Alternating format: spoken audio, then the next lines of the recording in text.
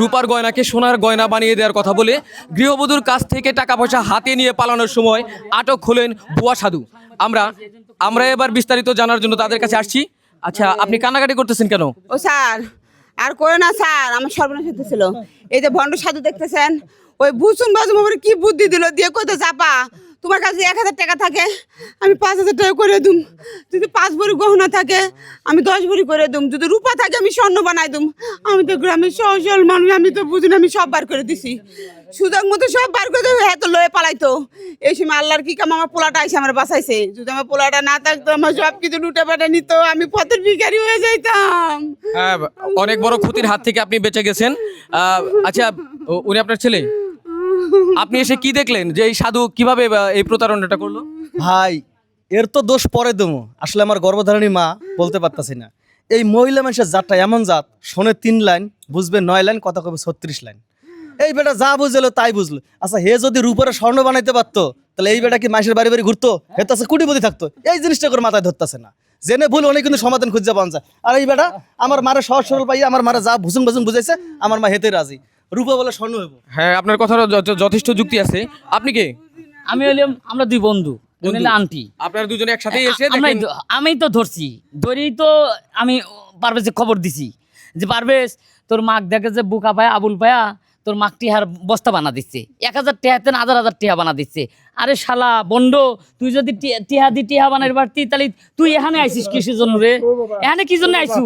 তুই তোর বাড়িতে বানাইতি না? কি খারাপ কইছি ভাই? একদম ঠিক কথা। আবার রূপা নাকি স্বর্ণ বানায়। আচ্ছা, এবার আপনাকে জিজ্ঞেস করি, এই বয়সে আপনি যে এরকম প্রতারণার কাজ করছেন, মানুষ তো ধরে আপনাকে ইচ্ছে মতো পিটাবে এবং আইনের আশ্রয় নিলে আপনার তো সাজা হয়ে যাবে, জেল খাটতে হবে।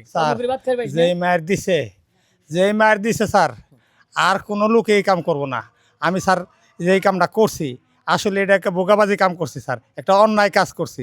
কেন এই অন্যায় কাজ আপনি করলেন? পোলাপান ভাত দেয় না, কাপড় দেয় না, কি করে খামো? কাজ কামও করা পারি না। এর লেগে ধ্যান নিলে পোশাক মোশাক কিনা মানুষের মনে করেন যে যদি ঠকায় আমি একবার একটা কাম করা পারি, আমি 6 মাস খাবার পারি। আপনি অজুহাত দিবেন না। শুনেন, আপনার চাইতে বৃদ্ধ মানুষও রাস্তাঘাটে এখনো রিক্সা চালায়, আপনারা দেখেন দর্শক, অথচ উনি এই কাজ ছাড়া আর অন্য কোনো কাজ খুঁজে পেল না। এটা হইলো মানুষের খাসিলতের দোষ বলে একটা কথা আছে, ঠিক সেইটা। আপনি যে কাজটা করেছেন একেবারে ঘোরতর অন্যায় করেছেন। আপনাকে ছেড়ে দিলে আপনার মতো প্রতারক যারা, তারা সাহস পাবে এবং এরকম অন্যায় করবে। এজন্য আপনার বিচার করবে আইন।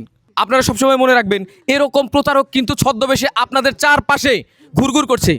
শোনেন, ভবিষ্যতে আর কোনোদিন এইরকম প্রতারক এলে তাদের কিন্তু আর কখনোই প্রশ্রয় দেবে না। দেবেন কি? না না স্যার, আমি আর ঘরের মধ্যে জায়গা দেবো না, আমি আর কাউরে বিশ্বাস করবো না। আমার সরল সরল পায়ে এত বড় সর্বনাশ করতে চাইছিল এই সাধুয়ে, আমি আর বিশ্বাস করবো না কাউরে।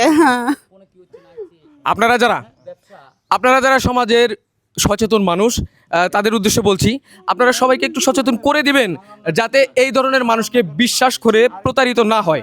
এরকম বাসে, লঞ্চে, বাস টার্মিনালে কিংবা বাড়িতে বাড়িতে ছদ্মবেশী মানুষগুলো ঘুরে ফিরে মানুষের ক্ষতি করার জন্য, এবং তারা এরকম করে সর্বশান্ত করে পালিয়ে যায়। দর্শক, সবাই সাবধান থাকি এবং অপরকে সাবধান রাখি, তবেই সমাজ নিরাপদ হবে। ধন্যবাদ সবাইকে।